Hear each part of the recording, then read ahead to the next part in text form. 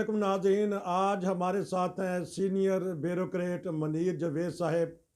ये अपना वीलॉग भी करते हैं। हमारे स्टूडियो की आज ये बने हैं शान। हम इनसे पता करेंगे पाकिस्तानी जो हालात करवट बदल रहे हैं, अदलिया का तनाज़ा है, पाकिस्तान के सियासी हालात बिल्कुल ख़राब हो रहे हैं। कल इमरान खान साहब ने फिर कुछ दावे किए हैं कि मैं स्कूल वगैरह बनाऊंगा, और इसी तरह जो ख्वाजा आसफ साहब हैं वो भी बयान दे रहे हैं। इसी तरह साद रफ़ीक साहब कुछ कहते हैं, और हमारे जो वज़ीर दाखिला हैं वो कुछ कहते हैं। हम मनीर साहब से पता करेंगे कि क्या देख रहे हैं आने वाले हालात में। आया 14 मई को इंतखाबात हो भी सकते हैं, या वैसे ही अभी फ़िलहाल जो कहते हैं कि डंग टपाओ, अपना वक्त गुजारो, फिर उसके बाद अक्टूबर में जाएंगे। जी हाँ जी, मनीर साहब बताइएगा कैसे हालात देख रहे हैं। बड़े बुरे हालात है पाकिस्तान के। कोई 14 तारीख को इलेक्शन नहीं होंगे, फंड ही नहीं दिए, और बैलेट पेपर बनने थे वो भी उन्होंने आर्डर जो देना था वो सारा सर्द खाने में डाल दिया। पूरी टीम उन्होंने बनाई हुई है अपनी, सिर्फ अदलिया जो चल रही है अपने आइन के मुताबिक। इमरान खान की उसको सपोर्ट है, लेकिन जब तक पाकिस्तान के 75 साल जो मिलिट्री इस्टेब्लिशमेंट अपना असर रसूख ख़त्म नहीं करेगी तो किस तरह होएगा। वो नहीं चाह रहे उन्होंने कि अपना सेटअप लाना है। अगर इमरान खान को लाना ही था तो हटाया क्यों था। तो ये हटाने भी के भी तो वजह था ना, उसको कोई नहीं लाना। उन्होंने टेक्नोक्रेट सेटअप आ रहा है, इंटरव्यू कर बैठे सबके साथ। तो इसी वजह से ये मुल्क में चल रहा है। कोई पैसे नहीं, कोई तो इन्हें अदालत नहीं लगेगी किसी किस्म की। जब लगनी होती तो बड़ी देर पहले लग जाने। कभी हुआ कि इंटेलिजेंस चीफ जाके जजेस को मिला, जज उसको चाहता इंडिया में होता। वेंकटे से मेरी मुलाकात हुई थी इस पे स्काइप पे। वो कह रहा था मैं आता तो मैं गिरफ़्तार करवा देता हूँ तीनों हाज़िर सर्विस जर्नलों को, आपकी ज़रूरत क्या हुई। इसने हमारे चीफ जस्टिस ने ये सिर्फ कहा कि आप आ जाते रोस्टर पे तो वहाँ बातें सुनते। तो डर डर के कह रहा था मेरे कमरे में क्यों आए वगैरह वगैरह। मुझे सारी आपकी रिपोर्टें मिल गई थी, उसके बावजूद इन्होंने जाके थ्रेट दिया और जाकर रातों के जजों को मिलते हैं। बाज़ अवत ऐसे होते जज उस वक्त नहीं बोलते। जिस तरह हमारे पास एक शौकत सिद्दीकी की है मिसाल, उसको फैज़ में जाके मिला था उसी वक्त गिरफ़्तार करवाता कि तेरी ज़रूरत किस तरह तो मेरे घर आया। बाद में जब चला गया तो मेरे वो भी है, मैं कसम खाता हूँ, मैं कुरान खाता हूँ। तो इस तरह करके होता सारा थ्रेड। 3 चले गए जी हाज़िर सर्विस जनरल, और एक रिटायर लेफ्टिनेंट जनरल हमदुररहमान, क्या नाम था उसका, जो बाजवा साहब का हमजुल्फ है। हमजुल्फ नहीं, उनका जो समधी है। इस तरह तो नहीं जाके जजों को प्रेशराइज़ किया जाता। और उन्होंने फूट भी डाल दी जुडिशरी में। 3 महीने का निकाल लेगा, उसके बाद तो वही कुछ होएगा ना जो ये चाहेगी।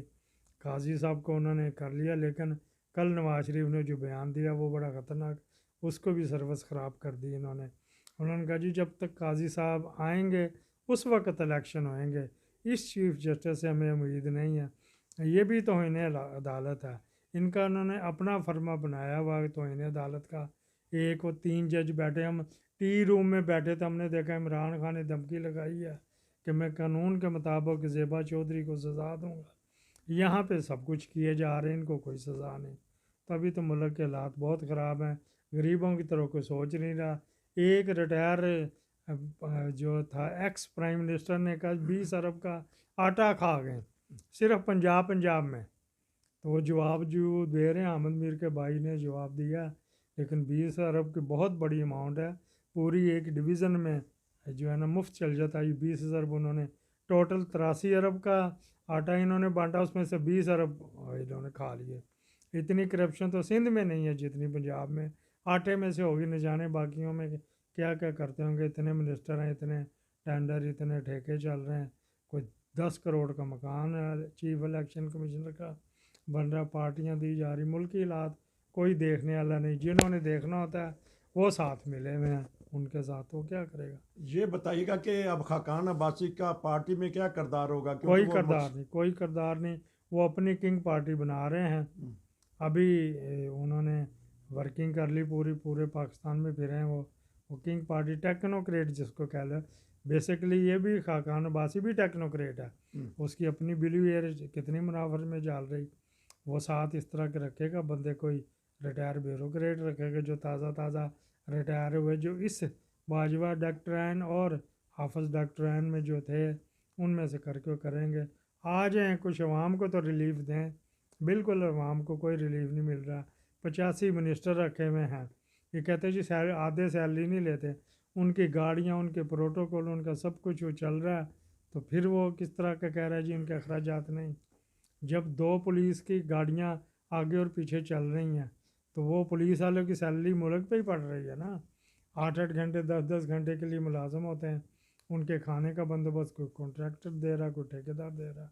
मुल्क के बहुत हालात ख़राब हैं। लेकिन जो जजेस की आजकल आ रही है रिकॉर्डिंग साकिब निसार साहब की, उनके बेटे की और जनरल बाजवा के मतलब हमारे सारे सियासतदान उनके खिलाफ हो गए हैं, तो क्या देखते हैं कि नहीं, आने वाले दिनों में? बेवकूफ़ उन्होंने की भी थे। इमरान खान ने अब नहीं, पिछले साल मई में कहा था कि जी ये मेरी रिकॉर्डिंग हुई थी। शहबाज शरीफ की भी उन दिनों रही थी जिसमें मरीम कह रही थी कि मैंने अंकल को मनाया वगैरह वगैरह। उस वक़्त ये ले लेते। इस वक्त इम्तहान जो है ना वो चीफ़ जस्टिस का है और उसकी बदनामी हो रही। उन्होंने उस वक्त 100 मोटो लिया होता तो ये रिकॉर्डिंग बंद हो जाती, क्योंकि रिकॉर्डिंग उनको पता कौन करता है, या मिलिट्री इंटेलिजेंस करती या ISI करती है। IB के पास भी ये सहूलत नहीं है। वो रिकॉर्डिंग करते हैं, वही बगिंग करते हैं और बंदे भी वही ख़रीदते हैं, तो अब ये भुगतेगा खुद। साकिब निसार साहब की तो उन्होंने बीच में एडिट कर करके लगाई हुई ना। अब तो वो डीप फेक न्यूज़ इतनी आ गई, जिसकी मर्ज़ी जिस तरह की मर्ज़ी उसमें कर लें, या गूगल में सब कुछ मिल जाता है। उसमें उसका बेटे ने गलत किया था। उसका अगर बेटा अपने कोई कमीशन किकबैक ले रहा था तो उसका इमरान खान के साथ तो कोई ताल्लुक नहीं ना। या तो उन्होंने कहा हाँ जी मैंने खान साहब को दिया है, या खान साहब के फलां फ्रंट मैन को दिया है, तो उसमें तो खान का नहीं लिंक। इन्होंने खुद ही किया, खुद ही अगर बिक रहे हैं तो फिर बिकते हैं। तो ये कोई नए नहीं है ख़रीदो फरोख्त हो रही। जब सेनेट के इलेक्शन हुए थे तो क्या हुआ था, जरदारी ने यही कुछ किया था। जो जिनके 54 वोट थे वो हार गए उस वक़्त। तो वो ये चीखते चलाते रहे, लेकिन बाजवा ने उसे कहा था सब्र करो, आपको खुशखबरी मिलेगी। अदरवाइज़ यूसुफ रज़ा गिलानी को तो 54 वोट थे, उसको मिले ही नहीं। उसको मिले 46, बाकी बंदे किधर चले गए, बैठ बूट के। तो ये होता रहता है सर इस मुल्क में। उन्होंने अपना इक़्तिदार 75 साल का जीन आसानी से थोड़ा ही निकलेगा। नाजरीन, उम्मीद है कि आपको आज का हालात हाजरा का प्रोग्राम पसंद आएगा। हम मुनीर साहब का शुक्रिया अदा करते हैं। फिर मिलेंगे, इजाज़त दीजिए। अस्सलाम वालेकुम।